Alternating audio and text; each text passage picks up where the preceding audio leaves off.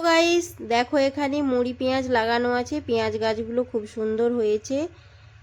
পেঁপে গাছটাতে পেঁপে ফুল দিয়েছে, ছোট ছোট পেঁপেও ধরেছে। এবার চলো তোমাদের দেখাই একটা জিনিস। দেখো গাছে একটা কত বড় বেগুন হয়েছে। বেগুনটা তুলে নিলাম। আজ বানাবো বেগুন পোড়া, তার জন্য বেগুনটাতে সর্ষের তেল মাখিয়ে পোড়া করতে দিয়ে দিয়েছি। বেগুনটা এত বড় যে ফেটে বেগুনটার ভেতর থেকে ধোঁয়া বেরোচ্ছে। বেগুনটাকে ভালো করে উল্টে পাল্টে পুড়িয়ে নেব। বাটিতে লঙ্কা ভাজা, সর্ষের তেল, নুন দিয়ে পেঁয়াজ কুচি, ধনেপাতা কুচিগুলো দিয়ে ভালো করে মাখিয়ে নিলাম।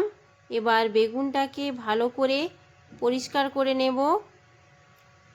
ভেতরে পোকা আছে নাকি দেখে নিলাম। বেগুনটা খুব সুন্দর সেদ্ধ হয়েছে। এবার পেঁয়াজ কুচি, ধনেপাতা কুচিগুলো দিয়ে ভালো করে চটকে মাখিয়ে নেব।